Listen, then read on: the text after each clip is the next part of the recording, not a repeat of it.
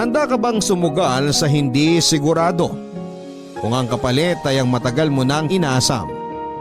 Sa buhay ay nagsiset tayo ng mga bagay-bagay na gusto nating standards kumbaga. Pero susunod ka pa rin ba sa standard na sinasabi ng isipan mo kung iba naman ang sinasabi ng puso mo? Sa kwentong ibabahagi sa atin ng ating kabarangay na si Laika ay maaring makarelate tayo sa napakaraming pagkakataon na nagbigay tayo ng standards ukol sa mga gusto natin sa ating mga buhay. Nasunod ba natin ang mga ito? Sabay-sabay nating alamin sa ating kwento ng pag-ibig, buhay at pag-asa sa nangungunang Barangay Love Stories. Dear Papa Dudut, lahat meron na, ako na lang ang wala. Hanggang kailan ba ako maghihintay? Ako nga pala si Laika, 35 years old, isang nurse galing sa ibang bansa. 5 taon din akong nurse sa Middle East. Netong 2019 lamang nang magpasya akong umuwi na sa Pilipinas for good. Hindi ito madaling desisyon lalo pat malaki talaga ang kinikita ko sa ibang bansa bilang nurse. Pero mas nanaig ang kagustuhan kong makasamang muli ang aking pamilya. Kahit papaano ay may ipon na rin naman ako. Pwede nang pagsimula ng negosyo kung gugustuhin ko. 10 buwan na rin simula nang makauwi ako. Siguro ay hindi na kaya ng katawan ko ang nakatambay lang, kaya netong mga nakaraang buwan ay nagsimula na akong maghanap ulit dito ng trabaho. Kahit na alam kong mababa lamang ang sweldo, ayos lang. Ang mahalaga ay pag natapos na ang trabaho ko, sa pamilya ko na ako uuwi. Sa totoo lang ay medyo nakakaluwag-luwag na rin naman kami sa buhay. Graduate na kaming lahat na magkakapatid. Kaya rin naman nagdesisyon na akong umuwi ng Pilipinas. May 3 cute na pamangkin ako sa pangalawa kong kapatid. Yung pangatlo naman namin ay bagong kasal. Yung bunso naman ay 2 taon na rin sila ng girlfriend niya. Tama, ako ang panganay at tama rin kayo. Ako na lamang ang nananatiling single sa aming 4. NBSB ako. Sa edad kong 35 ay hindi pa ako nagka-jowa. Siguro nga ay pihikan talaga ako. Kaya naman tuwing magkikita-kita ang mga tito at tita ko ay halos ayokong magpakita dahil pare-pareho lamang ang mga tanong nila. Kailan ka mag-aasawa? Nakakapagod na rin sagutin lalo na kung hindi mo naman alam ang sagot. Kung minsan ay naiinip na rin ako. Lalo na kapag may family gathering. Madalas ay napapalibutan ako ng mga couple dahil nga ako lang naman ang single. May mga pagkakataon din na napapatanong na rin ako kung kailan ba darating yung para naman sa akin. At dahil wala pa naman ay pinili ko mag-focus na lamang muna sa paghahanap ng trabaho. Sa kabutihang palad naman ay nakapasok ako sa isang lokal na ospital sa aming bayan. Kasagsagan pa rin ang pandemya kaya naman kahit na tila delikado pa ay pinatulang ko na. Hindi ko na rin kasi kayang tumambay lang sa bahay.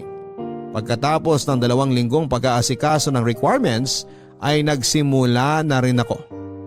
Nakakapanibago lalo na at maraming kailangang sundin na protocols bilang pag-iingat. Tuwing uuwi ako sa bahay, diretso na akong naliligo. Mahirap nang malusutan ng virus. Senior citizen na rin kasi pareho ang aking mga magulang.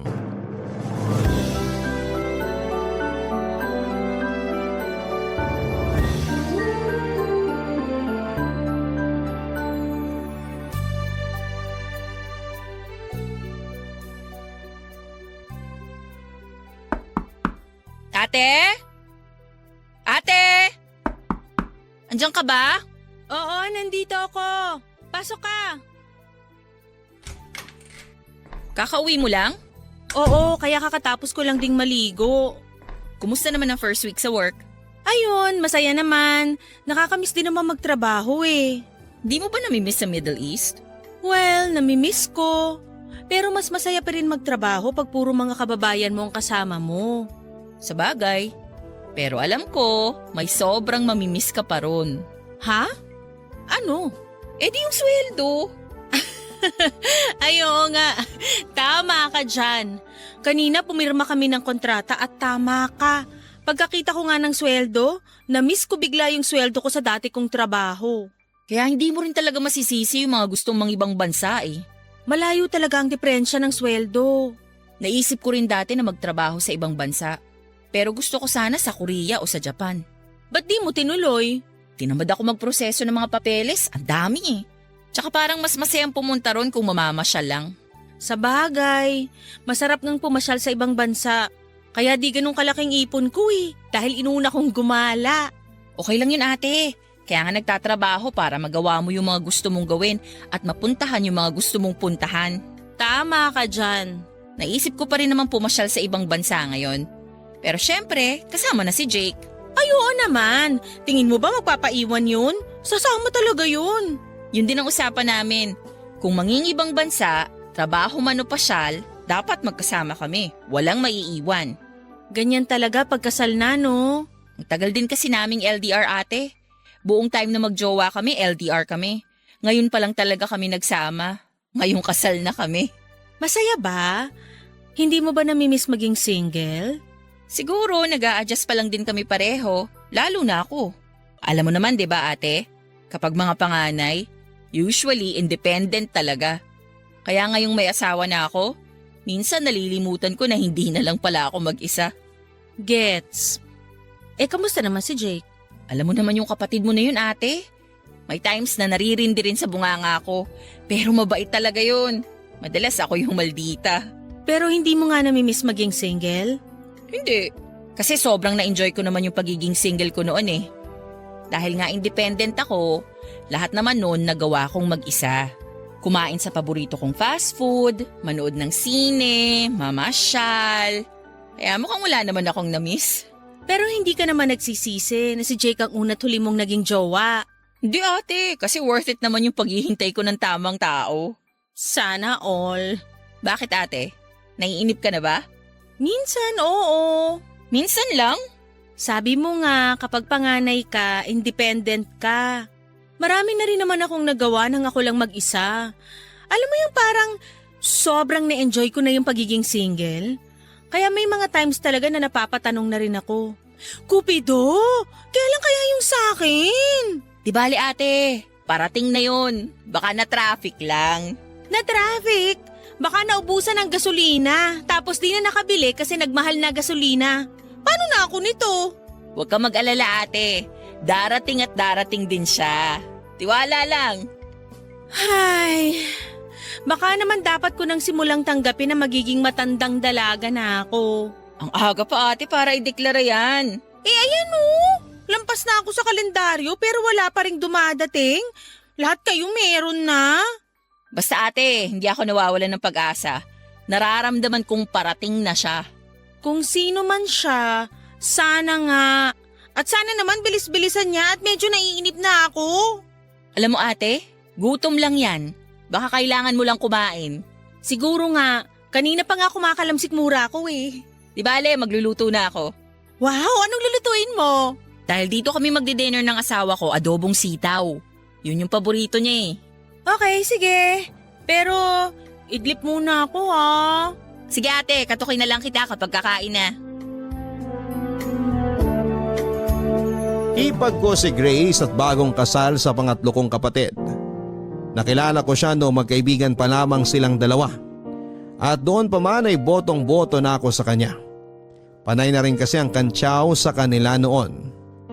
Kaya kahit dati pa ay hipag na ang pabirong tawag ko kay Grace. Kaya nang maging sila na talaga ng tuluyan ay isa ko sa mga sobrang natuwa. At pagkalipas ng 2 taon, nagpakasal na rin sila. Dito sa probinsya namin nakatira si Grace at nung una, dito sila sa bahay tumutuloy. Pero makalipas ang ilang buwan ay bumukod na rin sila. Hindi rin naman kalayuan dito sa bahay kaya paminsan-minsan ay dito sila ni Jay kumakain. Nagpapasalamat ako na kahit papaano nakakakwentuhan ko si Grace. Halos lahat ng kaibigan ko ay nasa ibang lugar sa Pilipinas o kaya naman ay nasa ibang bansa na. Ngayong nandito na rin si Grace ay siyang madalas kong makausap tungkol sa iba't ibang bagay.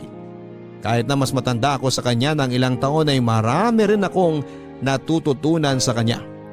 Marami kaming napagkakasunduan dahil pareho kaming panganay papadudod. Sa kanya ako nagsasabi ng mga nagiging problema ko. Madalas ay sa kanya rin ako kumukuha ng mga payo. Medyo strict na lang si Grace pero masaya rin kasama dahil medyo luka-luka rin.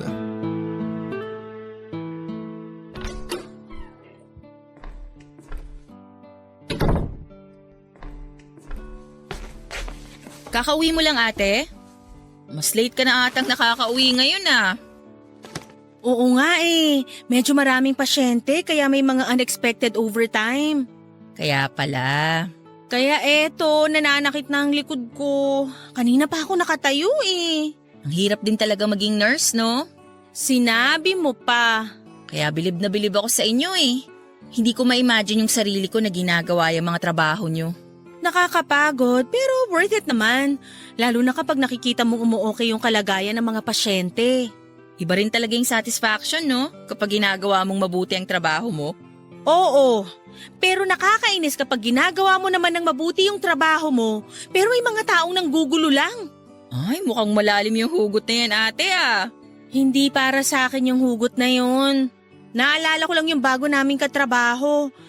Nakakaawa, madalas kasing pagtripan ng mga senior niya. Ay, pwede ba yun? Dapat hindi, pero may mga walang hiya na ginagawa pa rin eh. Kawawa naman yung pinagtitripan. Kaya nga, kaya ayun, lagi nagsusumbong sa akin si Erwin. Ah, Erwin. So lalaki to. Hindi ko ba nabanggit na lalaki si Erwin? Hindi mo nabanggit yung pangalan. Kaya hindi ko agad naisip na lalaki. Basta ang sabi mo lang nun, may bago kang katrabaho. Eh ayun na nga, mabait na bata rin kasi, kaya madalas na pagkakaisahan eh. Bata talaga? Oo, bata. 25 years old pa lang eh. Ate, hindi na rin bata yun. Kumpara sa akin, bata pa siya. Ate, hindi naman halatang 35 ka, no? Sinasabi mo lang yan kasi maghipag tayo. Di kaya. Di ba laging ang napagkakamalang mas matanda sa'yo si Jake? Sa bagay. Totoo naman kasi. Kaya sigurado ako, hindi ka rin mukhang mas matanda ron sa Erwin na yon. Hoy, bakit ganyan ang ngiti mo? Bakit? Ano bang meron sa ngiti ko? Parang may ibang sinasabi eh. Wala naman ate. Nakikinig lang ako mabuti sa kwento mo tungkol kay Erwin. Naku, sinasabi ko na nga ba eh. Alam ko na yung nasa isip mo. Kung ano man yan, mali yan. Wala mo nang sinabi ah. Kilala ko na yung mga ngiti na yan. Naku Grace, hindi pwede. Hindi siya pasok sa standards ko. Ay, hindi ba pasok sa banga si Erwin? Hindi. Unang-una, mas bata siya. Hindi lang 1 o 2 taon. 10 taon eh. Ate, ano ka ba? Age doesn't matter na ngayon. Tsaka sabi ko nga sa'yo, hindi naman halata sa mukha mo yung edad mo. Basta. Ayoko ng mas bata. At ang pinaka-importanting detalye kaya hindi pwede. Bakit hindi pwede? Kamag-anak nyo ba? Sira? Hindi. Eh ano? May jowa na siya at matagal na sila ng jowa niya. Ay oo nga. No sa may sabit. Diba? Tsaka wala talaga sa kanya ni isa sa standards ko eh. Oo nga ate. Sige na nga, wait pa tayo. Hindi na bago sa akin ang naging reaksyon ni Grace. Ganon talaga lately ang mga tao sa paligid ko. Kapag may nababanggit akong bagong kakilalang lalaki, tila naglalakihan agad ang mga mata nila. Nakikitaan agad nila ng potensyal na maging future jowa ko. Sa totoo lang, kung ako lang ang tatanungin, hindi naman talaga ako nakakaramdam ng pressure sa pagiging single ko. Pero dahil sa mga sinasabi ng mga tao sa paligid ko ay parang nararamdaman ko na lamang ding bigla na dapat nga ay meron na. May isang tsuhin pa ako na nagsabi sa akin na dapat daw ay hindi na ako mapili dahil tumatanda na ako. Kahit sino raw ay pwede na, ang mahalaga ay makapag-asawa.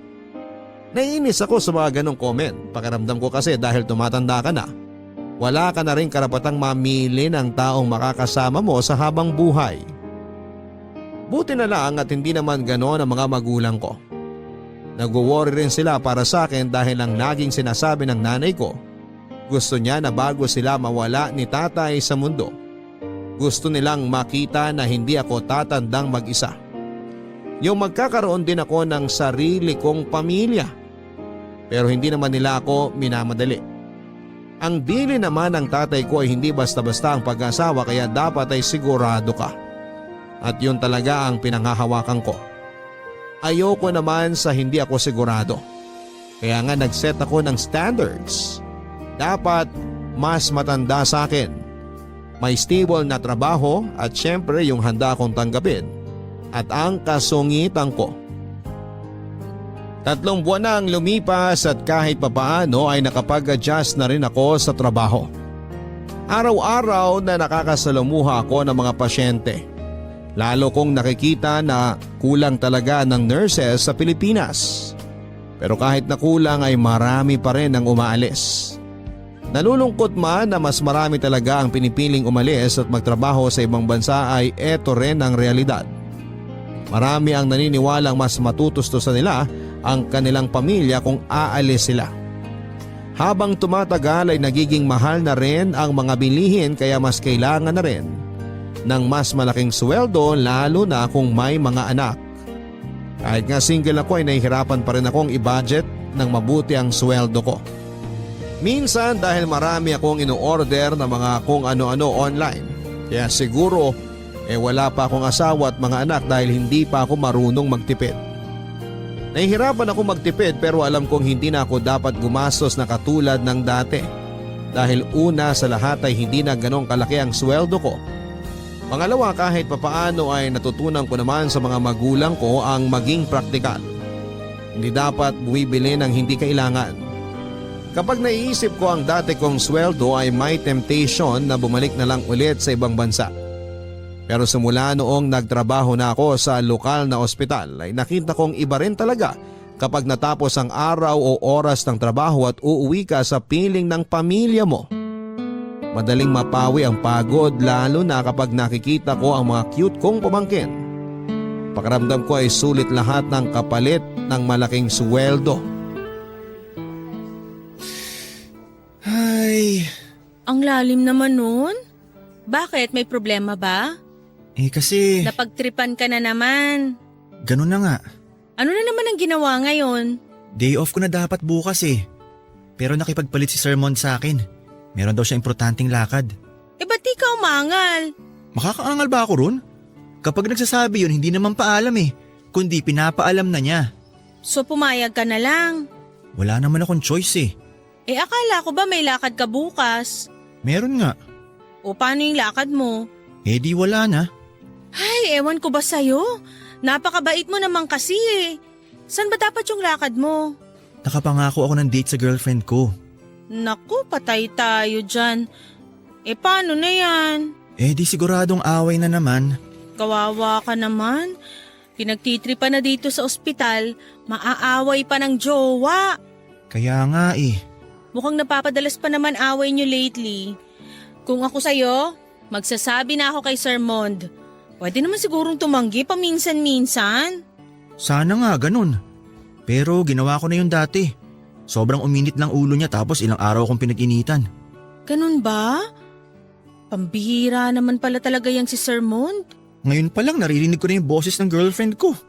Siguradong buliw na naman ang abot ko nito mamaya. Kung ako rin naman ang girlfriend mo, magagalit din talaga ako. Date kaya yun? Wow! Akala mo naman marami nang nakadate.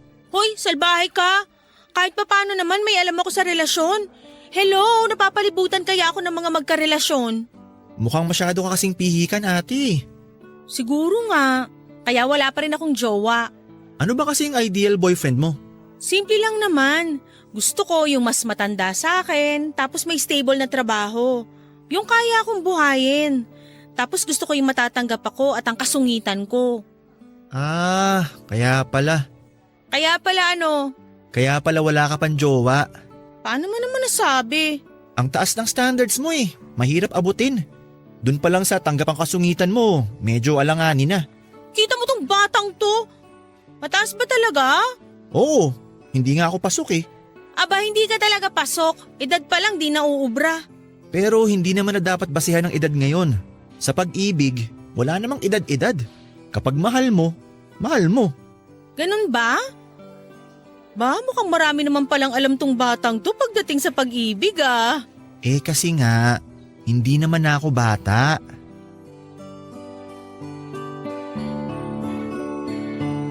Bilib din talaga ako rito kay Erwin kahit na mas bata siya sa akin ng 10 years.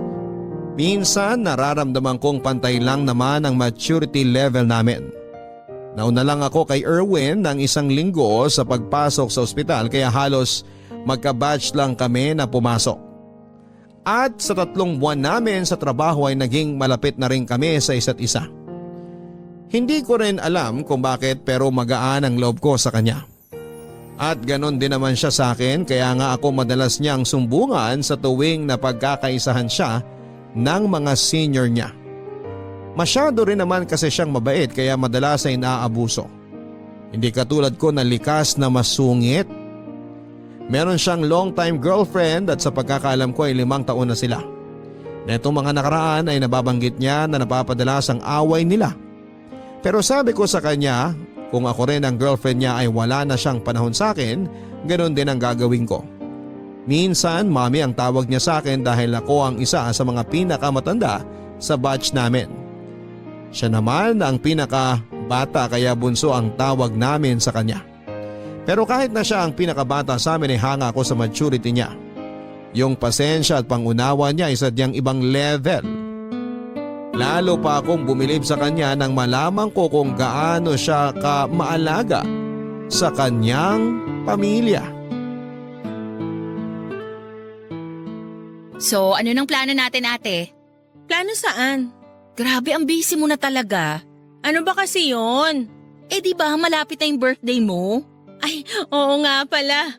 Huwag mo sabihin nakalimutan mo. Ganun na nga, nawala sa isip ko. May birthday nga pala ako. Kawawa naman ang ate namin. Napaka-busy, nakalimutan na ang sarili niyang birthday. Sinabi mo pa. Ano bang gusto mong gawin sa birthday mo? Sa totoo lang, wala akong maisip. Type mo bang lumabas o dito na lang sa bahay? Dito na lang sa bahay para mas tipid. Tama ka dyan, ate. Mas tipid dito sa bahay. Tsaka matagal na rin akong kinakantsawan ng mga katrabaho ko. Gusto raw nila makapunta dito sa bahay. Bakit naman? Luka-luka kasing isa naming kasama. Nakita niya raw tong bahay na daanan nila minsan. Mukha raw mansyon kaya gusto raw nila makita yung loob. Ganun? Kaloka nga. Parang nakaka-pressure tuloy. Kailangan ba nating mag-ayos ng bahay? Naku, hayaan mo sila. Huwag tayong ma-pressure. Bahala sila sa buhay nila kung ano man ang abutan nila dito sa bahay. Pero ano bang gusto mong ihanda, ate? Yung simple lang. Lechon siguro, ganyan. Ay wow, ang simple nga. Pero seryoso, basta merong karne at gulay. Okay na yon. Sige, isip ako ng menu. Ay, may request pala ako. Ano yun, ate? Gusto ko nung niluto mo dati na seafood platter. Ah, sige ate. Sure, no problem. Basta may budget. Naku, buti na lang talaga nandito ka, Grace. Kung hindi, hindi ko na alam ang gagawin ko. Ikaw naman ate, wala yun. Diba sabi ko naman sa'yo, hanggat hindi pa dumadating ang Mr. Right mo, kami muna ni Jake ang bahala sa'yo. Napaka-sweet talaga nito. Minsan tuloy nakakalimutan kong si Jake ang kapatid ko eh. Sabi nga rin niya, parang mas mahal niyo na raw ako kesa sa kanya eh. Kaya nga eh. Pero seryoso, Grace, hulog ka talaga ng langit sa pamilya namin. Buti hindi nauna mukha ako nung bumagsak ako, no ate? Ikaw talaga? O basta, tulungan mo ako maghanda ha. Pag-usapan natin yung menu bukas ng gabi. Okay ate, puntahan na lang ulit kita dito bukas. Sige, tapos ibibigay ko na lang din sa'yo yung budget. Ay, nga pala ate, bukod sa mga katrabaho mo, sino pa ang mga iimbitahan natin? Siyempre yung mga kamag-anak natin sa paligid. Pero actually, hindi naman talaga nila kailangan ng imbitasyon. Kapag naman may handaan, matik na yun eh. Sabagay, oo nga. Pero pwede kayang wag ko nang imbitahin yung mga magtatanong kung kailan ako mag-aasawa? Gusto mo ba ate, magsabi ako ng rules sa mga attend sa birthday mo? Sabihin natin, bawal magtanong kung may jowa ka na o kung kailan ka mag-aasawa. Pagkatapos naming mag-usap ni Grace ay nakaramdam ako ng kakaibang lungkot. Bigla ko lang na-realize na malapit na akong mag-36. Pero ang kausap ko pa rin tungkol sa kaarawan ko ay yung mga kapatid at kaibigan. Hindi tulad ng iba kong kabatch na nakikita ko sa mga post nila sa Facebook at Instagram na ang sumusurpresa at nagpaplano ng mga kaarawan nila ay ang mga asawa at anak nila. Masaya naman ako dahil meron akong supportive na family, pero may mga ganitong pagkakataon na napapahiling ako na sana dumating na yung taong para sa akin. Kung talagang na-traffic lamang siya, ang tagal naman. Kailan ba siya darating sa buhay ko nang sabay na kaming maglakbay at matraffic kung saan-saan? Para hindi nakakainip, hindi ba? Ito rin yung mga pagkakataon na talagang napapatanong ako kung ano bang mali sa akin. Pangit ba ako? Marami nagsasabi na hindi naman. Kapag tumitingin ako sa salamin, kahit papaano ay gusto ko naman yung nakikita ko. Pero bakit ganon? Wala man lang lumapit sa akin. Binawasan ko na yung sungit ko at minsan gusto ko nang sumuko. Baka naman panahon na para tanggapin na magiging isa na akong matandang dalaga. Baka dapat ay mag-focus na lamang ako sa kung paano ako magiging paboritong tita ng mga pamangking ko. Hindi pa naman ako tuluyang nawawala ng pag-asa. Pero minsan talaga ay nakakapagod na rin maghintay kung talaga bang may darating. Paano kung wala, Papa Dudut? Dumating at lumipas ang aking kaarawan. Tulad ng inaasahan ko ay hindi ako nakaligtas sa mga tanong na kailan na ba ako mag-aasawa? Kailan na ba ako magpapakilala ng idadagdag sa pamilya? Kahit naiinis na ako ay purong ngiti at tawa na lamang ang sinagot ko sa mga tanong. Pinigilan ko ang aking sarili ko na tanungin sila kung kailan ba sila magsasawang magtanong. Naipakilala ko rin kay Grace sa mga katrabaho ko nung araw na yon. Panay ang kantsaw nila na malaki na raw pala talaga ang bahay namin. Na hindi ko na raw kailangan magtrabaho dahil mayaman naman kami. Ang hindi nila alam ay marami rin ang mga naging sakripisyo ng aking mga magulang para maipaayos ang aming bahay.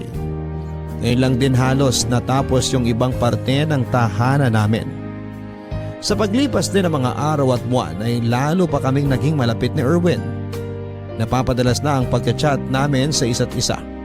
Nagugulat ako minsan na kahit nakauwi na kami, panay pa rin ang pagtatanong nito sa akin kung anong ginagawa ko o pinagkakaabalahan ko habang nasa bahay ako. Dahil sa dalas naming magkausap ay tila may kakaibang emosyon ang napupukaw sa akin. Isang damdaming alam kong hindi dapat. Parang nagugustuhan ko na si Erwin. Pero pilit ko itong isinasantabi dahil una ay hindi naman pasok si Erwin sa standards ko. At higit sa lahat ay mali na may maramdaman ako para sa kanya dahil may karelasyon na siya. Kaya nung minsan ay para lang matigil na rin ang mga nasa isipan ko ay nagpa siya akong mag-send sa kanya ng mensahe na maglilinaw ng lahat.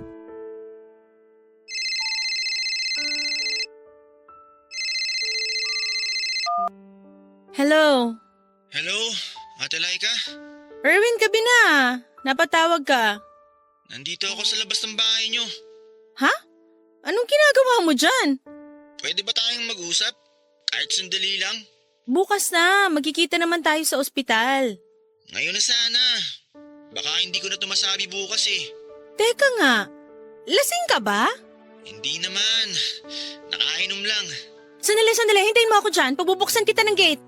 Okay, sige.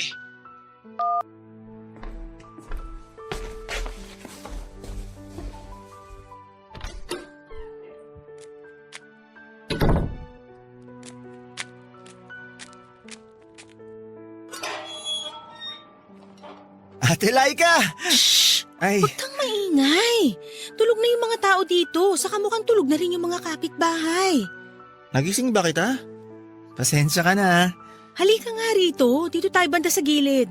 Baka may makakita sa'yo dyan kung ano pang masabi eh.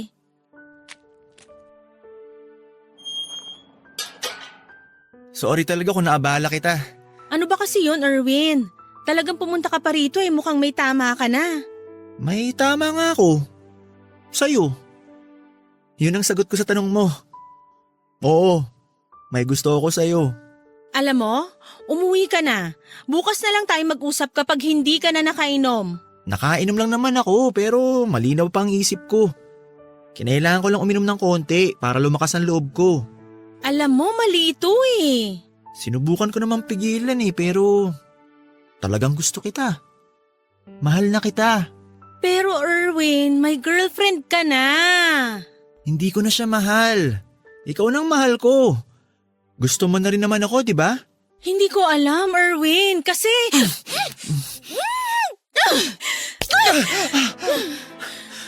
Sorry. Hindi ko sinasadya. Ano bang ginagawa mo? Patawarin mo ako, Ate Laika. Nadala lang ako ng emosyon ko. Kaya nga sabi ko sa'yo, umuwi ka na muna. Ate, please. Pakinggan mo muna ako. Wala naman talaga tayong dapat pag-usapan eh. Nagtanong lang naman ako para maging malinaw sa ating dalawa yung sitwasyon natin. Dahil itong mga nakaraang araw, tuwing magka-chat tayo, nagigilty na ako. Bakit ka naman magigilty? Wala naman tayong ginagawang masama. Yun ang akala natin. Pero tuwing nag-uusap tayo, nagpapalitan ng sweet messages, ang totoo, may nasasaktan na tayo. Pero napipigilan ba yun? Oo! Dapat nung una pa lang hindi na natin ginawa. Sabi ko naman sa'yo, di ba? Pinigilan ko naman ang sarili ko, sinubukan ko naman. Pero mali nga, Erwin. Kasalanan ko ba kung hindi ka maalis sa isip ko? Pagpasok ko pa lang sa trabaho, ikaw na agad hinahanap ng mata ko. Tuwing uuwi ako at naghihiwalay tayo, lagi kong iniisip kung ano na kayang ginagawa mo. At tuwing magtatanong ako sa'yo, lagi ka naman nagre-reply. Kaya nga, hindi natin namalayan na may mali nang nangyayari. Pero di ba, gusto mo na rin naman ako? Hindi na importante yon. Bakit hindi? Dahil wala rin naman tayong patutunguhan. Hindi mo na kailangang marinig yung sagot ko dahil kahit saang anggulo natin tingnan, mali ito. Pero pwede naman natin itama. Oo, pwede pa natin itama kaya dapat umuwi ka na. Lalong mas hindi maitatama tong sitwasyon natin kung uuwi ako. Dahil uuwi ka na, magpapahinga at kakalimutan na natin to. Itigil na natin kung ano man to. Ate Laika naman, hindi ko kaya. Kaya mo, kaya natin. Dapat kayanin natin. Dahil maling-mali to. Teka lang. Sige na, Erwin, umuwi ka na. Umuwi ka na! Ate Laika, teka lang!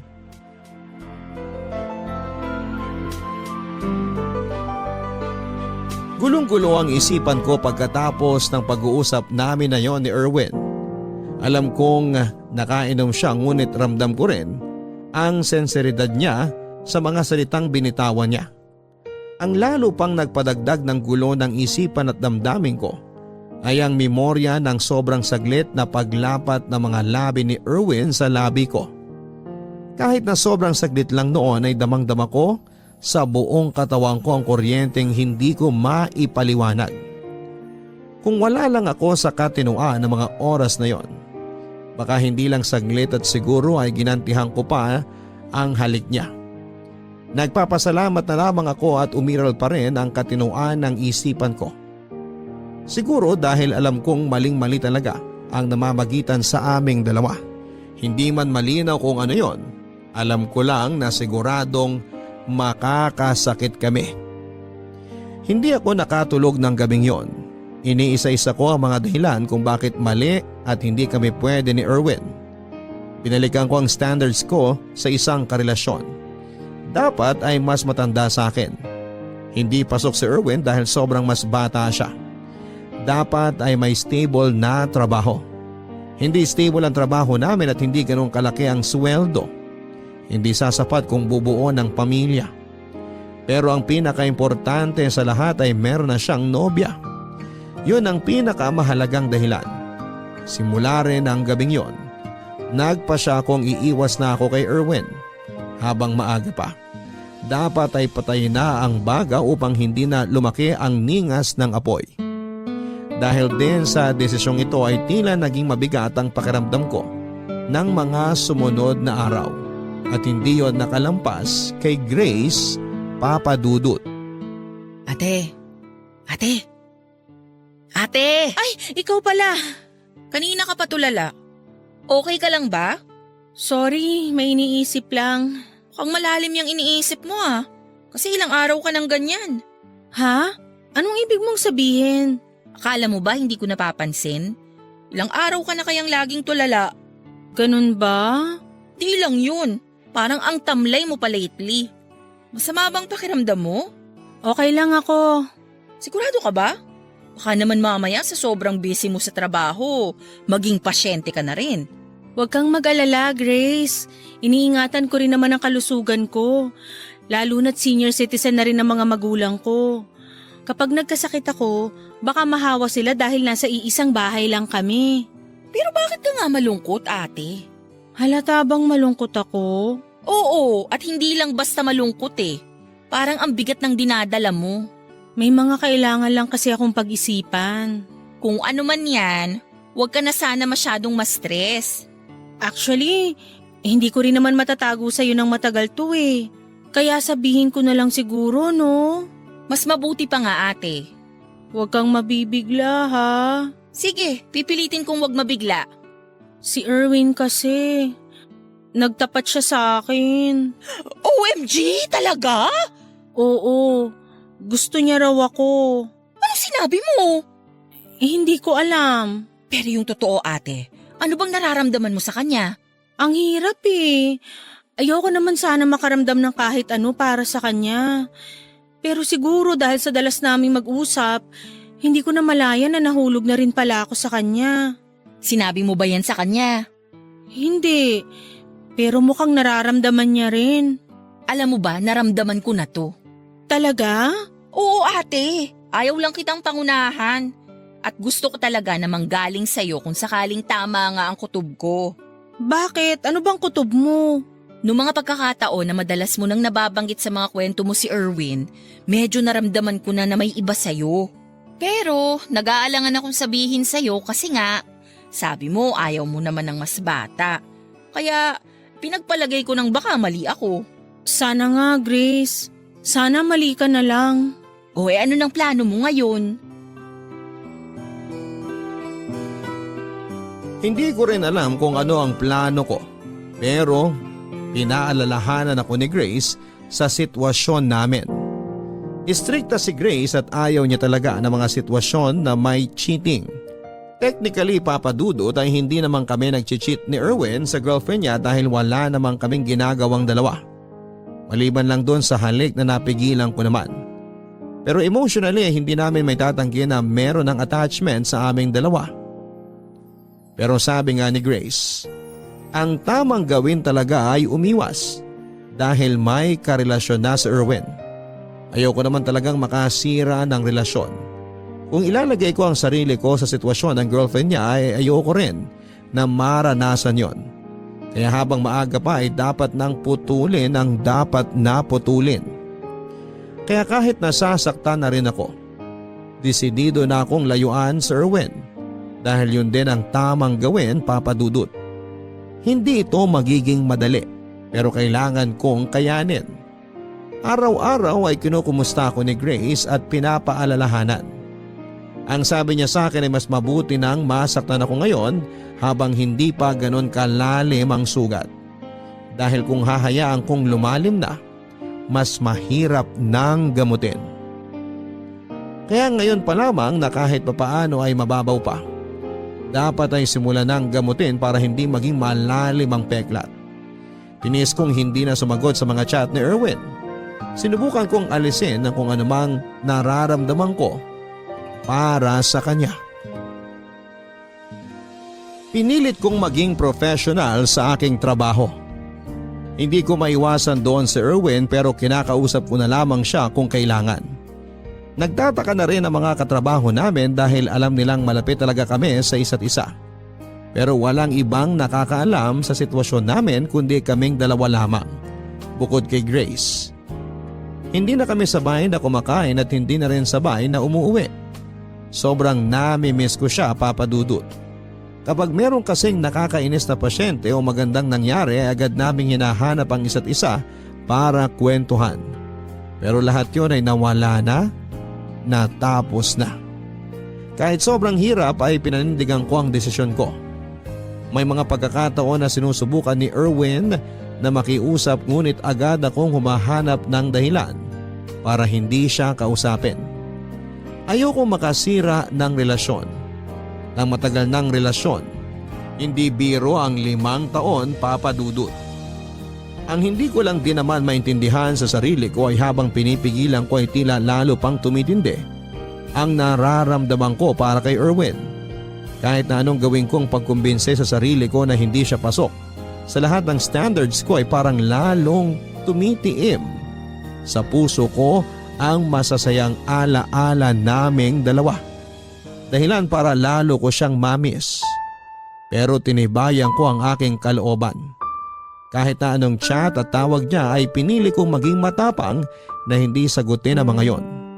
Hanggang sa isang araw ay na-corner na ako ni Erwin. Laika, teka lang. Ate! Ha? Ate Laika ang itawag mo sa akin. Hindi. Hindi na kita tatawaging ate simula ngayon. Bahala ka. Laika, mag-usap naman tayo kahit sandali lang. Nakainom ka na naman ba? Hindi Kagagaling kaya natin sa duty. Paano naman ako iinom? Malay ko ba kung tumagay ka habang break? Nakita mo na bang ginawa ko yun? Hindi pa. Kasi hindi ko talaga gagawin yun. Laika, teka lang. Pwede bang tumigil ka muna sa paglalakad? Saglit lang. Ano ba yun, Erwin? Di ba nag-usap na tayo? Hindi pa ulit. Wala naman tayong dapat pang pag-usapan. Malinaw na ang lahat, di ba? May kailangan tayong ayusin. Wala namang tayo Pero pwedeng magkaroon. Hindi nga pwede, may girlfriend. Wala na. Anong wala na? Wala na kami. Anong ibig mong sabihin? Wala na kami. Break na kami. Malaya na ako. Nakipag-break ka ba dahil sa akin? Matagal na kami nagkakalabuan. Hindi lang namin inaamin. So nung dumating ako, nagkaroon ka na ng dahilan para hiwalayan siya. Hindi naman sa ganun. Bago pa tayo naging close, nagkakaproblema na talaga kami nun. Madalas ko naman makwento sa'yo, di ba? Yung mga pag-aaway namin. Ano bang gusto mong isipin ko? Ano bang hinihintay mong reaksyon ko? Laika, kahit ilang beses mo pang itanggi, alam ko namang gusto mo na rin ako. Napaka-confident mo naman dyan? Hindi nagsisinungaling ang mga mata mo, Laika.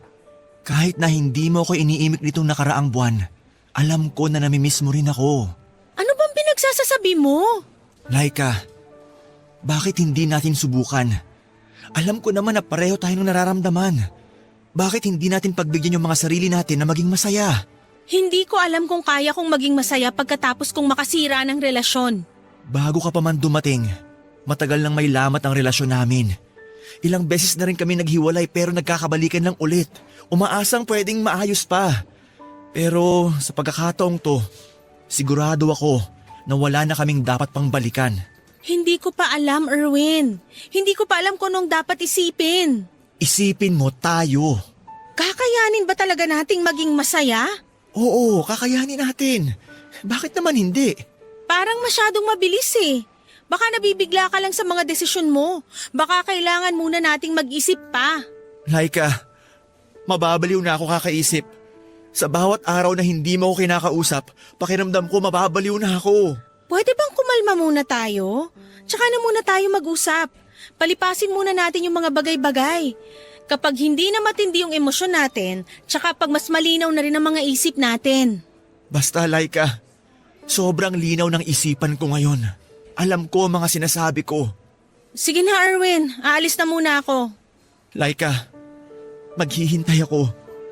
Dahil siguradong sigurado ako sa'yo. Hindi na maalis sa isipan ko ang mga sinabi ni Erwin sa akin. Pero kahit sinabi niya na break na sila ng girlfriend niya ay hindi ako naging masaya. Parang nakonsensya pa nga ako at pakiramdam ko kasi ako ang dahilan ng pagkasira ng relasyon nila.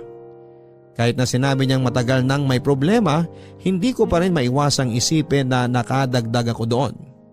Naisip ko rin namang 5 taon din sila at hindi naman basta-basta yon.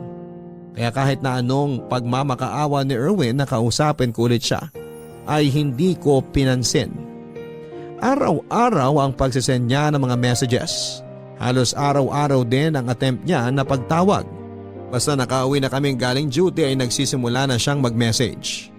Hanggang isang araw papadudot ay nakatanggap ako ng mensahe mula sa girlfriend niya. Nabasa niya raw ang conversation namin ni Erwin at ako raw pala ang dahilan. Kaya siya hiniwalayan nito. Galit na galit siya at kung ano-ano pang mga masasakit na salita ang sinabi niya sa akin. Nandiyan pang nagbanta siya na pupuntahan niya ako sa bahay at susugurin para malaman ng buong pamilya ko kung ano ang pinagagawa ko. Hindi ko pinansin ang lahat ng yon. Nagpa siya ako na i-block na lamang siya upang hindi na ako makatanggap ng kahit na anong mga mensahe mula sa kanya. Pero lagi akong kinakabahan na baka nga sumugod siya sa bahay namin. Pero sa awa naman ng Diyos ay hindi naman siya dumating kahit na minsan. Matagal ko ring tiniis ang tunay na nararamdaman ko para kay Erwin. Ngunit tulad pa rin ng dati, habang lalo kong tinitiis, tila lalo pang tumitindi. Lalo na tuwing mababasa ko ang mga mensahe niya na handa siyang maghintay.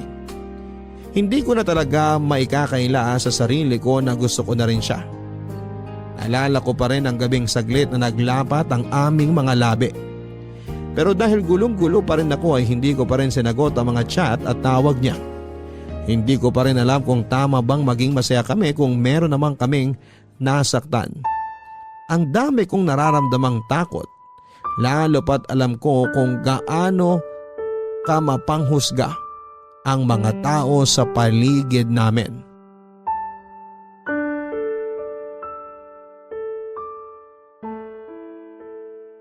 Kumusta ba ate? Naguguluhan pa rin ako, Grace. Alam kong mahirap yan ate, pero sana kayanin mo. Break na sila. Ha? Sinong nakipag-break? Si Erwin. Teka lang, huwag mong sabihin. Hindi naman daw ako ang dahilan. Matagal na rin daw na may problema yung relasyon nila. Ano bang nararamdaman mo? Parang nakukonsensya ako. Pakiramdam ko kasi ako ang dahilan kaya tuluyan silang nagkahiwalay. Pwede namang totoo na may problema na talaga sila. Madalas mo ngang makwento no na laging nagkukwento sa'yo si Erwin tungkol sa mga away nila. Hindi ko na rin alam ang dapat isipin. Minessage din kasi ako nung babae eh. Ha? Anong sinabi niya sa'yo? Kung ano-ano. Ako raw ang dahilan kaya sila nagkahiwalay. Nasusugurin daw niya ako dito sa bahay. Sinabi mo ba yan kay Erwin? Hindi. Dahil matagal na kaming hindi nag-uusap. O mas tama sigurong sabihin na matagal ko na siyang hindi kinakausap. Pero kung magpapakatotoo ka ate, ano bang nararamdaman mo para kay Erwin? Sobrang nahihirapan na ako, Grace. Dahil habang tumatagal na tinitiis ko, lalo lang tumitindi yung nararamdaman ko para sa kanya. Ayoko naman talaga sana eh, pero ang hirap naman pigilan ng puso ko. Kung break na sila, ano pa bang kinakatakot mo ate? Natatakot akong magkamali eh. Natatakot akong mahusgahan. Dahil mas bata siya. Dahil dyan at wala naman talaga siya sa standards ko. Paano kung magkamali ako? Paano kung masaktan din ako? Hindi ka pa ba nasasaktan ngayon? Ayun na nga eh. Wala pa man kaming nasisimulan, nasasaktan na ako. Ganyan naman talaga pag nagmamahal ka ate. Para kang sumusugal. Binubuksan mo yung sarili mo sa posibilidad na makasakit at masaktan. Ayoko rin namang may pagsisihan. Bakit ka naman magsisisi? Paano kung ito na pala yung pagkakataon na matagal ko nang hinihintay?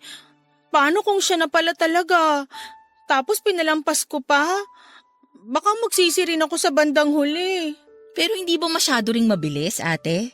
Isa pa yan sa mga naiisip ko. Ayoko ring masaktan ka ate. Kahit na alam kong nasasaktan ka na ngayon. Pero hindi ko maiwasang isipin na kung nagawa niya yan sa naging girlfriend niya ngayon, hindi niya kaya magagawa yan sa'yo? Alin? Ang saktan din ako? Oo. Paano kung maging kayo tapos sa mga susunod na panahon, may makilala siyang bago, maging malapit din siya ron at magustuhan din niya? Kasi parang ganun yung nangyari sa inyo. Hindi ko na rin alam, Grace. Ang dami-daming tumatakbo sa isip ko ngayon. Basta ang sa akin lang ate, pag-isipan mo muna sanang mabuti. Paano pag napagod na siyang maghintay? Pag napagod siya agad, ibig sabihin, hindi talaga totoo yung nararamdaman niya para sa'yo. Natatakot ako na baka mapagod nga siya. Ngayon pa lang ako nakaramdam ng ganito sa isang lalaki.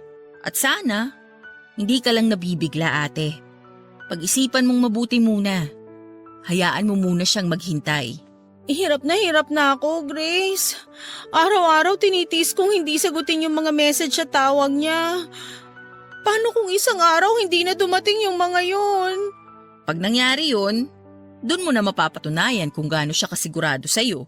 Hanggang kailan ba ako dapat maghintay? Hanggang sa sigurado ka na. Yung handa ka na talagang sumugal ng walang pag-aalinlangan. Darating ba yun? Oo ate. Kapag hindi ka na natatakot sa sasabihin ng iba at ang mas mahalaga na sa'yo ay yung totoong nararamdaman mo. Ang hirap naman pala nito, Grace. Napaka-komplikado namang magmahal. Gusto ko lang naman maranasan din ang mahalin para hindi ako laging naiinggit sa inyo. Pero grabe, sobrang challenging naman ito. Ganyan talaga ate.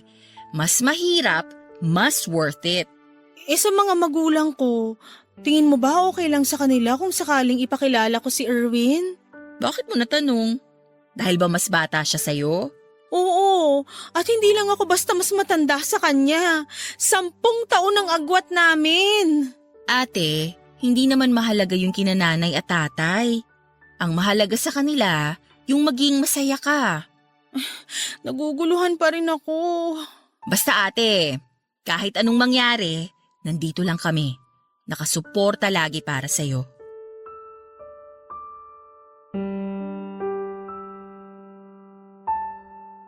Sobrang magulo ang isip ko na mga panahon na yon.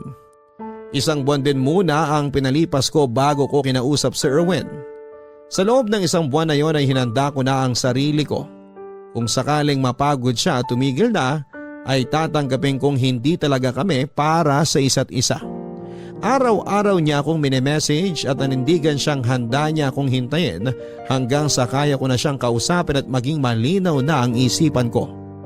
Kaya naman ang sobrang sigurado na ako sa nararamdaman ko ay sinagot ko na rin si Erwin. Hindi man siya yung katulad ng inaasahan ko. Hindi pasok sa standards ko.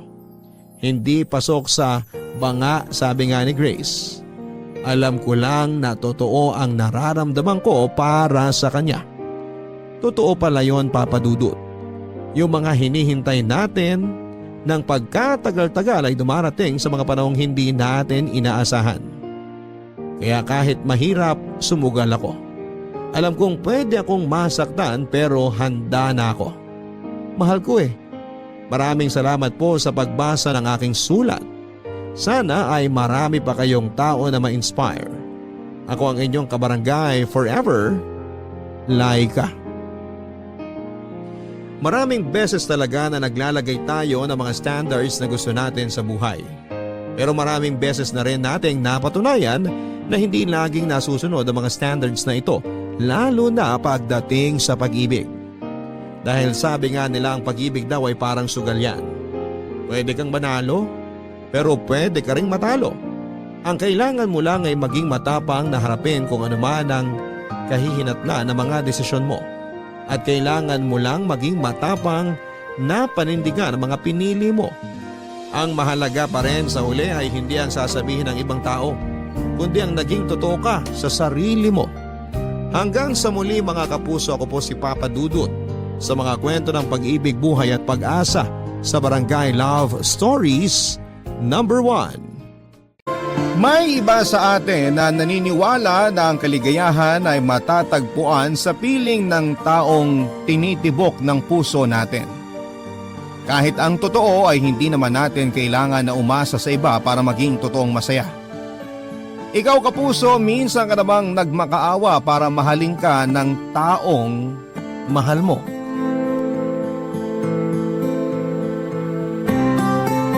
Dear Papa Dudut, madalas kong naririnig na hindi ka raw makakaranas ng totoong pagmamahal hanggat hindi ka pa nasasaktan.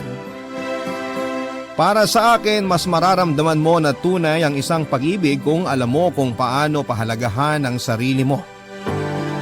Hi Papa Dudut, just call me George, 27 years old at nagtatrabaho sa isang accounting firm dito sa Maynila. Matagal na rin po akong listener ng inyong radio program na Barangay Love Stories.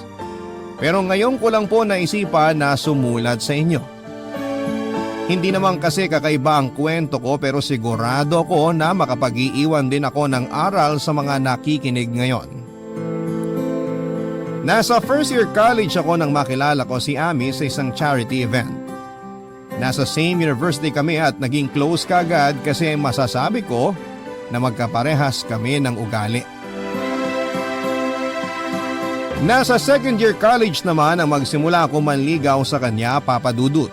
Ramdam ko na malaki ang pag-asa ko sa kanya kasi habang tumatagal noon, mas nagiging sweet na kami sa isa't isa. Yung para bang kami ng pero hindi pa nga lang opisyal. Palagi na kasi kaming magkasama sa school kapag wala kaming klase. Magkausap sa cellphone at magka-text kapag nasa bahay kami. Umabot na nga ang panliligaw ko sa kanya hanggang sa mag third year college na kami, Papa Dudut.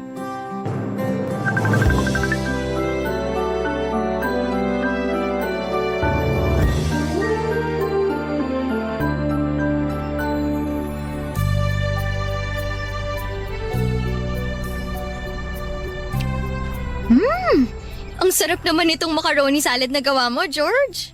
Naks, salamat at nagustuhan mo, Ami. Sobra! Ano ba nilagay mo dito? Hindi nakakaumay yung lasa, ha? Wala naman akong special ingredient na nilagay dyan. We, hindi nga. Alam mo, gumagawa rin naman ako ng macaroni salad. Pero bakit hindi naman ganito kasarap? Baka kasi ang nilalagay mo lang nakahalo ng mayonnaise, condensed milk. Bakit? Ano pa ba dapat na ihalo dun? Pwede mo siyang haluan ng heavy cream o kaya all-purpose cream para hindi masyadong matamis o maasim. Saka maganda rin ang magiging texture ng dressing ng salad. Oo nga, no? Minsan kasi napapasobra rin sa asim o tamis yung salad na ginagawa ko tapos malabnaw pa. Kaya nga mas okay na lagyan mo ng mga ganong cream para mag-balance ang lasa nila. Yun kasi ang pangontra sa asim. Tapos hindi pa ganong katamis. Alam mo, ang dami ko talagang natututunan sa'yo pagdating sa pagluluto. Hindi naman. Konti lang din naman ang alam ko. Anong konti? Ang dami ko kayang nalalaman na secret recipe o ingredient mula sa'yo. Natutunan ko lang din naman yung mga yun sa nanay ko. Kasi mahilig siyang magluto. Buti ka pa. Si mama kasi walang kahilig-hilig magluto. Pero thank you kasi dinala mo ako dito sa park. Sobrang relaxing pala dito. Ayaw mo kasing manood ng sine ngayon. Saka ayaw mo rin na tumambay sa mall. Kaya ito ang naisip ko na tambayan natin. Mas okay nga dito kaysa doon sa mga dati nating pinupuntahan eh. Kasi mas tipid. Sira. Mas okay dito kasi hindi ganun karami ang tao tsaka hindi rin maingay. Sa bagay. Sa totoo lang, mas gusto ko rin talaga dito kasi mas nararamdaman ko na kasama kita. Ha? Ano ibig mong sabihin? Palagi naman tayo magkasama sa school ah. Oo nga, pero iba pa rin yung mga ganitong lugar. Pakiramdam ko, parang solo natin ang mundo. Ang corny mo, alam mo yun? Pero sa bagay, tama ka naman din sa sinabi mo. Kasi tignan mo nga oh, ang konti ng tao dito sa park. Kaya parang solo na rin talaga natin tong lugar. Kaya sa susunod, ibang park naman ang puntahan natin. Yung mas maganda ang view. Para mas relaxing din ang date natin. Sige ba? Pero kahit naman saan tayo pumunta, nare-relax ako basta ikaw ang kasama ko, Ami. Ewan ko sa'yo, ang dami mong baon na banat dyan ah. Totoo naman ang sinabi ko. Makasama lang kita kahit saglit. Buo na kaagad ang araw ko. Konti na lang talaga, dudumugin na tayo ng mga langgam dito sa pwesto natin sa tamis ng mga sinasabi mo. Kumain na nga lang tayo kasi magbabike pa tayo mamaya, di ba? Oo, may nakita na ako na pwedeng rentahan na bike dito sa park. Mas masaya raw mamasyal kapag nakabike eh. Excited na ako kasi ang tagal ko na rin hindi nakakapag-bike. Ubusin na nga natin itong mga pagkain na dala mo, George. O eto, susubuan na kita nitong macaroni salad.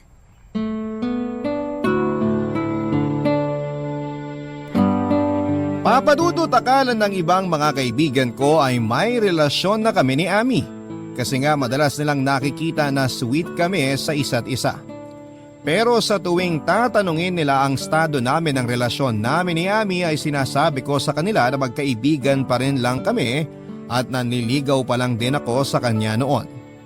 Nagtataka sila kung bakit hindi pa ako sinasagot ni Ami.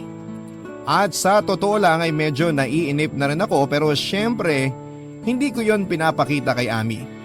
Wala rin naman ako magagawa dahil sabi nga ni Ami, hindi pa siya handa na pumasok sa isang relasyon. Ang mahalaga para sa akin noon ay madalas kaming magkasama at nararamdaman ko na malaki ang pag-asa ko sa puso niya. At sabi nga niya, may hinihintay lang daw siya na sign bago niya ako sagutin. Ang dating nun sa akin, gusto niya rin ako pero mas gusto niya pang makita na seryoso ako sa kanya, Papa Dudut.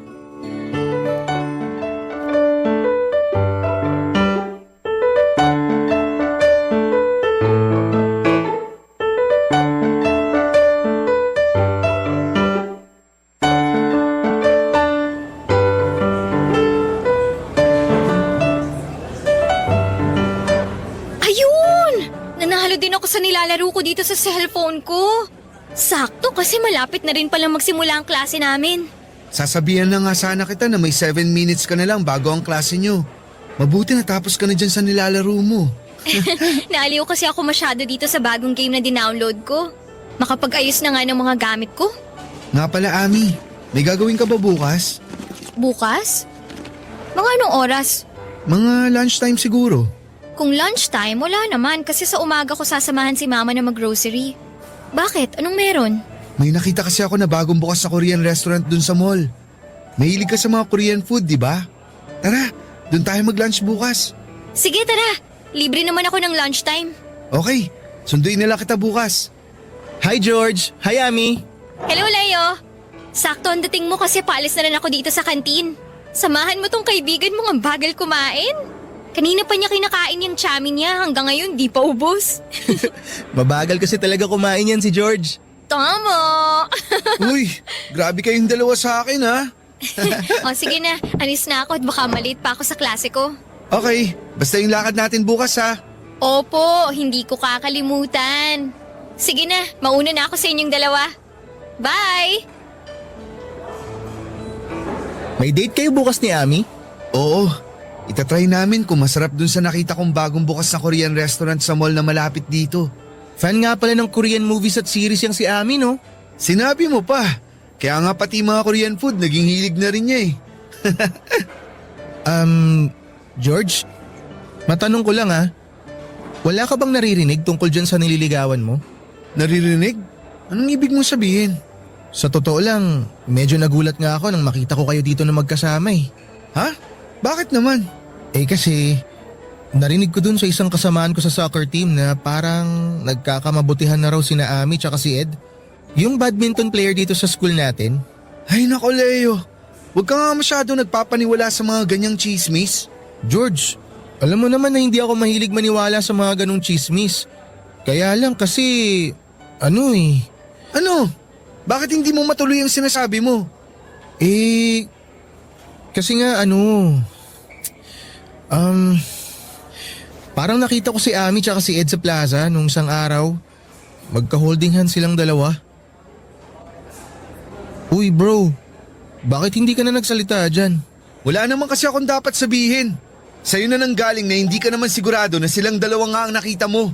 Kaya ang mabuti pa, umorder ka na ng pagkain mo. Kasi dumadami na ang estudyante dito sa kantin.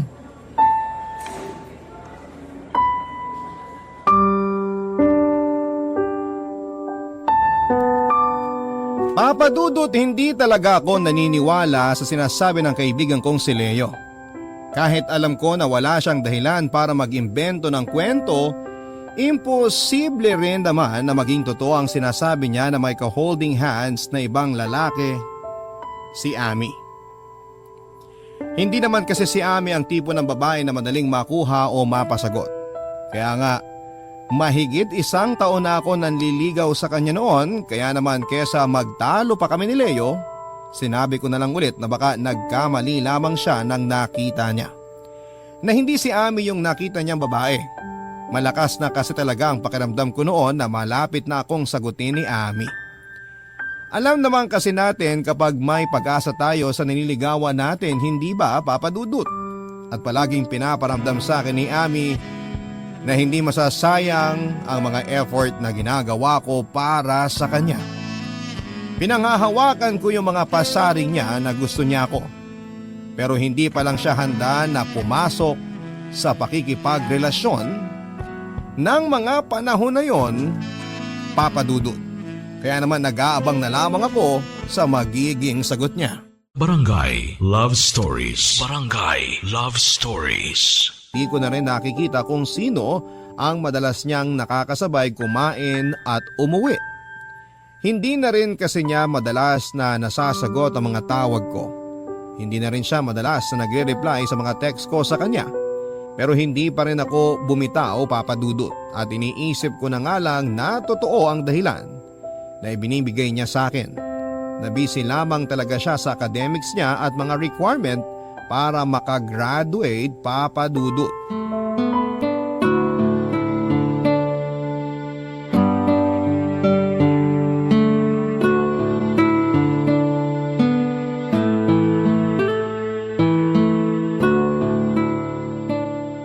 Ami! Ami, sandali! Ang bilis naman maglakad ni Ami. Kanina ko pa tinatawag pero hindi niya ako nililingon. Ay! Ami! Ami, hintayin mo ako! Ami! Oh, George! Naabutan din kita sa wakas. Kanina pa kita tinatawag pero hindi mo naman ako pinapansin. Naku, pasensya na. Naka-earphones kasi ako at nakikinig ng kanta. Ganun ba? Ay, kaya naman pala hindi mo ako naririnig. Oo, sorry talaga. Bakit mo nga pala ako hinahabol? Eh kasi 'di ba, sabay tayong magla-lunch. Hinintay kita sa kantin pero hindi ka naman dumating. Tapos nung nakita nga kitang naglalakad dito sa field, hinabol na kita. Hala, oo nga pala. Nakalimutan kitang i-text kanina na na-extend ang klase ko kaya doon na lang kami sa kabilang kantin kumain ng mga kaklase ko. George, sorry ha. Nawala talaga sa isip ko kasi na-empty bat din ang cellphone ko kanina. Wala namang kaso sa akin yun, Ami. Saan ka nga pala pupunta? Dyan lang. Saang dyan lang? Tara, sama na kita. Naku, wag na. Kaya ko naman maglakad mag-isa. Alam ko namang kaya mo, pero gusto lang sana kitang samahan. Lika na, saan ka ba pupunta? Hindi na nga, George. Ako na lang mag-isa maglalakad. Sige na, baka may klase ka pa. Wala akong klase, kaya may oras ako para sa'yo. Ikaw lang naman ang walang oras sa akin eh. Ano bang pinagsasasabi mo? Ami, alam kong alam mong ibig kong sabihin. Hindi ka na masyadong nagre-reply sa mga text ko. Hindi mo na rin sinasagot ang mga tawag ko. Ano naman ngayon? Required ba na palagi akong sumagot kapag nagtitext o tumatawag ka sa akin? Hindi naman sa ganun. Kaya lang kasi, kahit kapag nagyayaya ako na lumabas tayo, palagi ka rin namang busy. Ano magagawa ko? Sa busy nga ako sa mga ganap dito sa school at thesis ko. Alam mo, George, parang masyado ka lang nagiging demanding. Uy, hindi naman ah. Ah, talaga? Hindi? Kahit ang dami mong nirereklamo sa akin ngayon? Alam mo, mas mabuti siguro kung tumigil ka na lang sa panliligaw mo sa akin. Uy, Ami, wag naman ganun. Sorry na. Namiss lang naman kita kaya nagkakaganito ako. Ayun na nga eh. Hindi pa kita boyfriend pero nakakasakal na yung mga kinikilos mo. Makaalis na nga. Sinasayang mo lang ang oras ko. Ami, sandali lang. Mag-usap muna tayo. Ano ba? Bitawan mo nga ako. Wala na tayong dapat na pag-usapan, George. At uulitin ko ha, tumigil ka na sa panliligaw mo sa akin para manahimik na rin ang mundo ko sa'yo. Hindi mo naman kailangang gawin yun. Promise, hindi na ulit ako mangungulit. Basta hayaan mo lang ako sa ginagawa kong panliligaw. Hindi nga pwede. Bakit hindi na pwede? Kasi may boyfriend na ako. Kaya layuan mo na ako at tigilan mo na ako. Papadudod sa kabila ng mga sinabi sa akin ni Ami ay hindi rin kagad ako sumuko sa kanya. Palagi pa rin ako nagtitext sa kanya kahit na hindi na siya nagre-reply. At minsan din ay nilalapitan ko siya kahit ayaw na niya akong kausap. Nagpapadala rin ako ng regalo sa bahay niya kahit na hindi ko sigurado kung tinatanggap o tinatapon lang ba niya yon. Gusto ko lang na makita niya na ako ang mas karapat-dapat na lalaki para sa kanya. Na ako na lang sana ang piliin niya. Pero dumating ang araw na napagod at sumuko rin ako at tuluyan na akong huminto sa paghahabol ko kay Ami. Mabuti na lang Papa Dudut, patapos na rin ang huling taon namin sa kolehiyo kaya naman nagawa kong makapag-move on kaagad. Lumuwas ako ng Maynila at dito na nagtrabaho. Malaking factor din kasi yon na hindi ko na siya madalas na nakikita kaya nagawa ko rin kalimutan si Ami. Sinimulan kong mag-focus sa sarili ko pero wala pang isang taon ang nakalipas ay nagkaroon kagad ako ng bagong inspirasyon. Hindi nga nagtagal ay naging girlfriend ko rin ang inspirasyon kong si Isabel, Papa Dudut.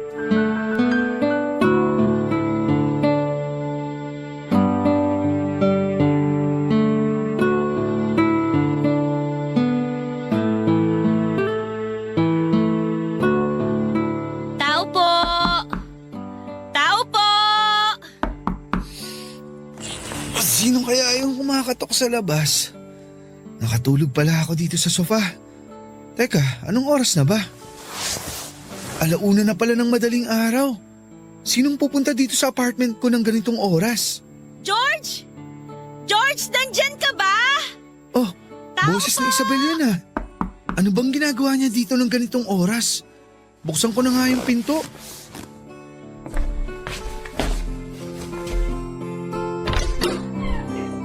Oh, sweetie! Anong ginagawa mo dito? Ay, mabuti naman at binuksan mo na tong pinto. Kala ko umalis ka kanina kaya walang tao dito sa apartment mo eh. Alam mo naman kapag ganitong oras, nandito lang talaga ako. Lika, pasok ka. Salamat. Ano bang meron at napasugod ka dito ng ganitong oras? Saka, bakit parang alaki naman ang bag na dala mo? Sweetie, ang totoo, lumayas na ako sa bahay namin. Ha? Bakit mo naman ginawa yun? Magkausap lang tayo kanina sa cellphone bago ako matulog. Wala ka namang kahit na anong binanggit na aalis ka ng bahay niyo at pupunta ka dito. Wala talaga akong binanggit kasi alam ko na pagod ka kanina galing sa trabaho. Pero sweetie, di ba nakwento ko na sa'yo dati na napapadalas ang pag-aaway namin ni Mama? Oo nga, pero hindi naman sapat na dahilan yun para lumayas ka sa bahay niyo. Hindi mo kasi ako naiintindihan eh. Uy, sweetie, bakit naman bigla ka na lang umiyak?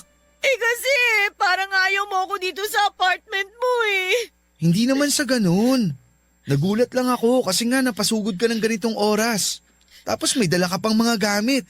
Eh kasi nga, lumayas na ako sa bahay namin. Paulit-ulit lang, George. Ay, ano ba talagang nangyari? Anong pinagtalunan niyo ng mama mo? At bakit ka nagalit sa kanya?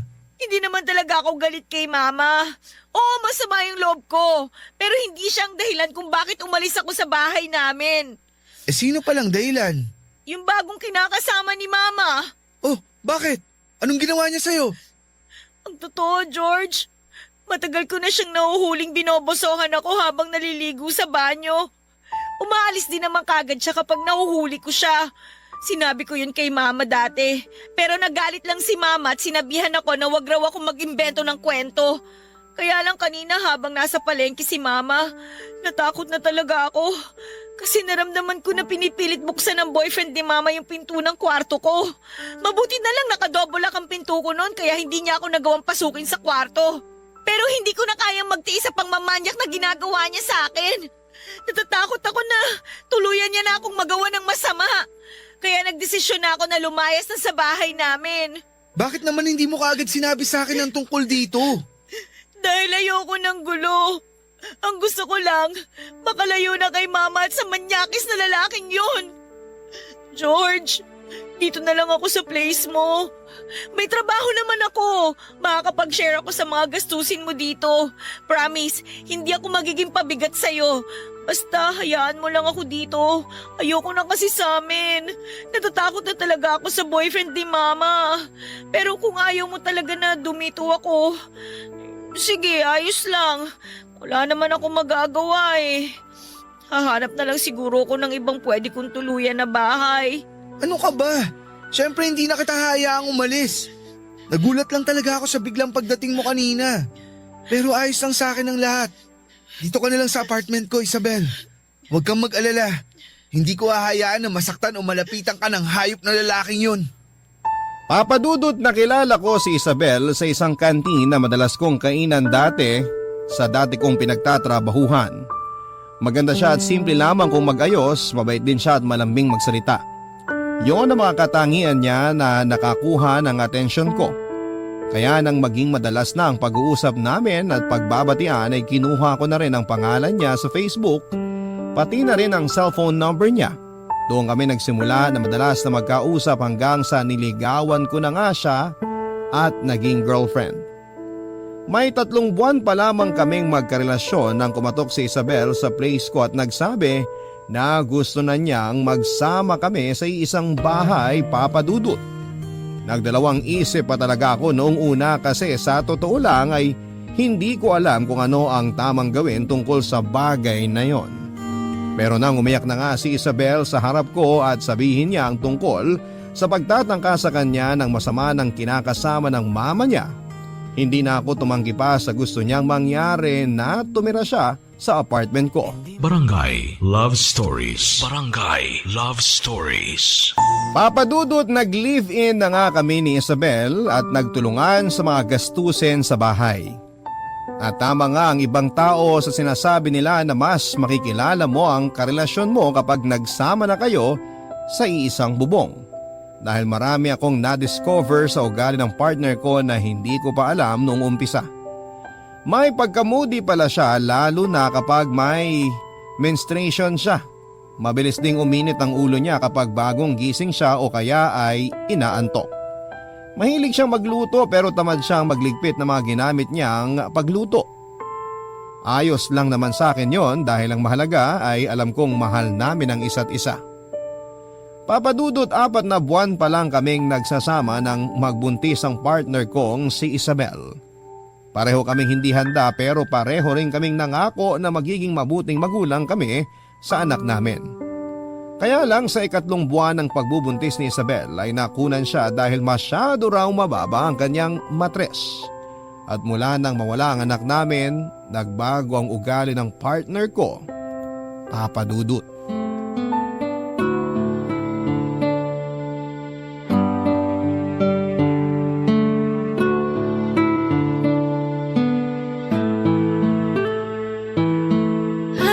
Nakakapagod ang traffic. Grabe.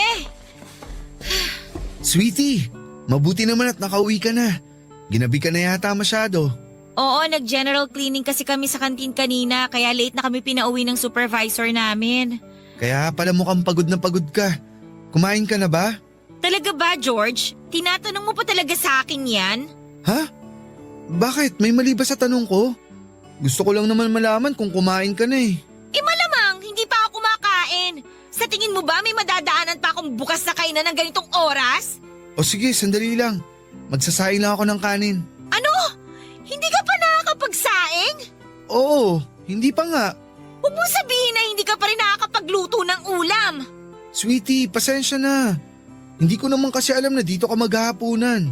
Kumain na kasi ako bago umuwi dito. Kaya akala ko ganun din ang gagawin mo kasi nga ang sabi mo, may overtime kayo sa trabaho, kaya di na ako nagluto. Pero hindi ko naman sinabi na sa labas na ako kakain, di ba? Oo nga, pero yung kasi ang akala ko. Ano ba kasing ginawa mo dito sa bahay? Ang aga mo nag-text sa akin kanina na nakauwi ka na dito ah. Maaga nga, pero nag-ayos kasi ako ng toilet bowl natin. Eh di ba nung isang araw lang inayos mo na rin yon? Gumagawa ka lang yata ng dahilan eh. Totoo ang sinasabi ko, Isabel. Nagkaroon na naman kasi ng bara yung toilet bowl at nahirapan akong tanggalin. Doon talaga ako nagtagal kanina. Nakakabwisit ka, George! Isabel, huwag ka nang mainis. Hindi ko naman kasi talaga alam na hindi ka pa kumakain eh. Paano ko hindi maiinis? Pagod na nga ako galing sa trabaho tapos wala pa akong dadat na pagkain dito sa bahay. Mabilis lang naman magsaing. Tapos anong ipapaulam mo sa akin? Delata na naman. Gusto mo yata talaga ako mamatay ng maaga eh. Siyempre hindi. Ano ba yung sinasabi mo? Eh halos araw-araw mo na akong pinapakain ng mga ulam na galing sa lata. Ano ba talagang gusto mo mangyari? Magkasakit ako sa bato? Ganito na lang. Maghanap lang ako ng bukas na karinderya para makabili ako ng kanin sa kalutong ulam. Hintayin mo na lang ako dito sa bahay. Wag na. Hindi na lang ako kakain. Ha? Eh di ba hindi ka pa nga naghahapunan? Saglit lang naman akong bibili ng pagkain sa labas. Hintayin mo na ako. Alam mo George, malilipasan lang din naman ako ng gutom kakahintay sa pagbalik mo, kaya mabuti pa itulog ko na lang to. Teka, Isabel, saan ka pupunta? Sa kwarto, matutulog na ako. Buwisit! Buwisit na bahay to! Buwisit na buhay to! Buwisit talaga! Papadudot nang magbago ang ugali ni Isabel at magsimula ang malamig na pakikitungo niya sa akin ay inisip ko na gawa lang yon ng pagkawala ng anak namin. Na hanggang sa mga oras na yon ay nagdadalamhati pa rin siya kaya madalas siyang galit o mainit ang ulo kahit sa mga simpleng bagay lang. Madalas ako nakakatanggap ng mga sigaw o pagmumura mula sa kanya at minsan ay naririnig ko mula sa kanya na hindi na siya masaya sa pagsasama namin. Nakala ko ay nasasabi niya lang dahil mainit ang ulo niya. Hindi niya rin ako pinagbibigyan sa kama pero wala namang naging problema sa akin tungkol sa bagay na yon. Mahal ko si Isabel at gagawin ko ang lahat para intindihin siya. Kaya lang hindi ko alam na darating kami sa point na susubukin ng ibang tao ang relasyon naming dalawa. Hindi ko napaghandaan ang bagay na nadiskubre ko tungkol sa kanya. Sobrang sakit. Kasi ng panahon na yon kay Isabel ko na pinaikot ang mundo ko, Papa Dudut.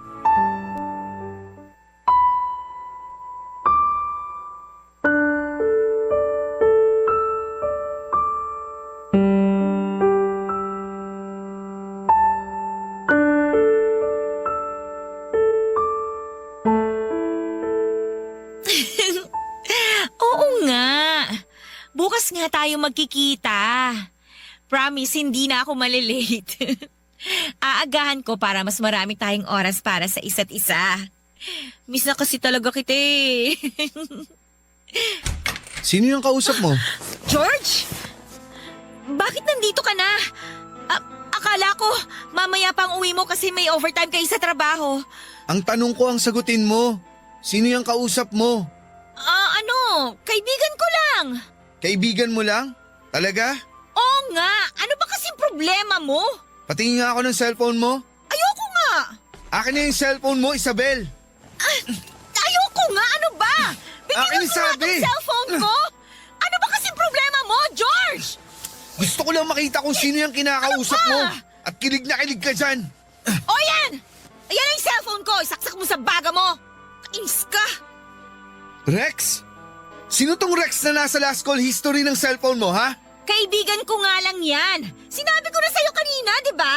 Kaibigan, pero kilig na kilig yung boses mo nang marinig kita kanina bago ako pumasok dito sa kwarto. Sabihin mo nga sa akin, saan mo ba naging kaibigan tong Rex na to? Alam mo, nakakairita ka na eh. Ano ba kasing pakialam mo kung saan ko nakilala mga kaibigan ko? May pakialam ako kasi boyfriend mo ako. Ah, ganon. O sige, para tigilan mo na yung pakikialam mo sa buhay ko, maghiwalay na lang tayong dalawa. Tapos ngayon nakikipaghiwalay ka dahil lang dito sa Rex na to? Nakikipaghiwalay ako kasi nakakabwisit na yung ugali mo. Nakakasakal ka na eh. Umay na ako sa'yo at sa pagiging makitid ng pag-iisip mo. Kaya mabuti pa, tapusin na natin ang lahat sa ating dalawa. Hindi ako papayag. Bakit? Humihingi ba ako ng permiso sa'yo? Sa ayaw at sa gusto mo, tapos na tayo, George! Isabel, wag naman ganito. Pag-usapan naman natin ng maayos to. Nag-uusap naman tayo ng maayos ah. Maayos kung tinatapos ang relasyon natin ngayon. Pero hindi naman to ang solusyon sa problema natin. Sorry kung nagalit ka agad ako kanina. Hindi ko sinasadya na sigawan ka. Wala na akong pakialam kung sinasadya mo o hindi. Ang gusto ko na lang, mag-break na tayo. Isabel, mahal mo pa rin naman ako, di ba? Ayusin na lang natin to. Sorry na. Ayun na nga, George eh. Hindi na kita mahal. Kaya nga ako nakikipag-break na sa'yo. Hindi ako naniniwala. Alam ko na mahal mo pa rin ako. Okay, fine. Aaminin ko na para matauhan ka na. May iba na akong mahal. Si Rex, yung lalaking kausap ko sa cellphone kanina. Mahal ko na siya. Kaya umalis ka na dyan sa harap ko, mag-i-empake na ako ng mga gamit ko. Isabel naman, please. Huwag mong gawin sa akin to. Hindi ko kayang mawala ka sa buhay ko. Huwag mo akong iwan. Bitiwan mo nga ako, Parang George. awa mo na, Huwag mo Isabel. nga akong yakapin. Ano ba? Huwag mo Alis ako ka nga dyan, iwan! mag-iimpake na ako! Alis dyan! Huwag mo kunin mo ang gamit mo! Huwag ka umalis sa bahay na to! Isabel, kung gusto mo tatanggapin ko na break na tayo. Basta huwag ka lang umalis. Huwag mo lang ako iwan. Nagmamakaawa ako, Isabel. Ayoko umalis ka. Dito ka na lang. Huwag mo akong iwan. Siguro nga Papa Dudut ay marami na akong senyales na nakikita noon na niloloko ako ng partner kong si Isabel. Pero hindi ko lang pinansin ang mga senyales na yon sa labis na pagmamahal na nararamdaman ko para sa kanya. Hanggang sa isampal na nga sa akin ang katotohanan. Pero hindi pa rin ako sumuko at hindi ko siya binitawan, Papa Dudut. Wala mahal ko talaga siya. Kaya sa kabila ng mga sinabi niya sa akin na hindi na niya ako mahal, nakiusap pa rin ako na huwag siyang umalis sa bahay at huwag niya akong iwanan. Pinagbigyan niya naman ako at nagstay pa rin siya sa place ko. Pinagsilbihan ko siya kahit palagi niyang pinaparinig sa akin na may kausap na siyang ibang lalaki sa cellphone. At hindi na talaga ako ang mahal niya, Papa Dudut. Doon ko naisip na minsan sa sobrang laki ng pagmamahal na nararamdaman natin para sa isang tao ay nagiging bulag at bobo na tayo. Wala na tayong ibang iniisip noon kundi hindi sana bumalik tayo sa panahon na mahal pa rin tayo ng taong naging dahilan ng pagiging masaya natin. Na sana mahalin ulit tayo ng taong mahal natin pero may mga bagay talaga na hindi na natin pwedeng balikan pa at may mga pangyayari na hindi na pwede pang magbago. Dahil nagkaroon ulit kami ng pagtatalo ni Isabel nang dalhin niya ang bago niyang boyfriend na si Rex sa mismong place ko. Hindi ko na napigilan pa ang sarili ko at nasunto ko ng ilang beses si Rex hanggang sa umalis na ito ng bahay. Naiwan si Isabel pero nagsimula na mag-impake ng mga gamit niya na kaagad ko namang pinigilan. At sa ilang beses na pakiusap at pagmamakaawa ko sa kanya na ko ang piliin niya ay hindi yon nangyari, Papa Dudut. Kahit halos humagulhol na ako sa harapan niya at lumuhod ay wala pa rin akong nagawa para pigilan siya sa ginagawa niya. At bago pa nga siya tuluyang lumayas ng bahay ay muli ako nagmakaawa sa kanya. Muli ako nakiusap na doon na lang muna siya sa bahay. Kahit na hindi na kami mag-usap, kahit na hindi na kami magkabalikan, basta makasama ko lamang siya ay sapat na. Sobrang desperado na ako pero wala na akong pakialam pa. Siyempre hindi na niya ako pinagbigyan na tuluyan na niya akong iniwanan. Sa mga sumunod na araw ay nalaman ko kung saang bahay siya tumuloy at pinuntahan ko pa rin siya para muling pakiusapan na magkabalikan kaming dalawa. Doon ko ulit nakita si Rex pero sa pagkakataon na yon ay ako naman ang nabugbog niya. Kaya ko namang lumaban pero hindi ko ginawa lalo na nang harap-harapan itong piliin ni Isabel kesa sa akin.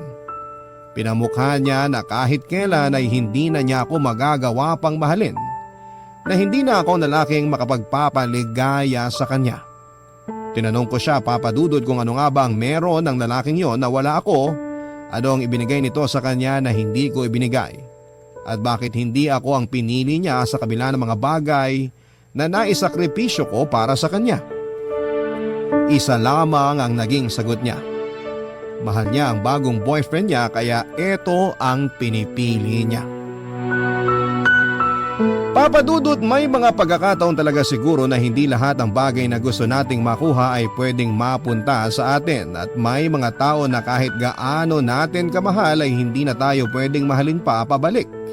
Mabuti na lamang at sa kabila ng napakalaking pagmamahal ko para kay Isabel noon ay natutunan ko pa rin siyang bitawan at unti-unti ay nabawasan na ang sakit sa dibdib na iniwan niya sa akin hanggang sa tuluyan na rin akong nakapag-move on. Ngayon ay ilang taon na rin po akong single at masasabi ko na masaya ako kahit na wala akong karelasyon. Dahil totoong mas minahal ko ang sarili ko. Ganon pala talaga yon, Papa Dudut. Mas matututunan mong i-appreciate at mahalin ang sarili mo kapag nasaktan ka ng sobra ng dahil sa ibang tao. Dito ko na rin po tinatapos ang sulat ko, ang inyong forever kapuso at kabarangay, George.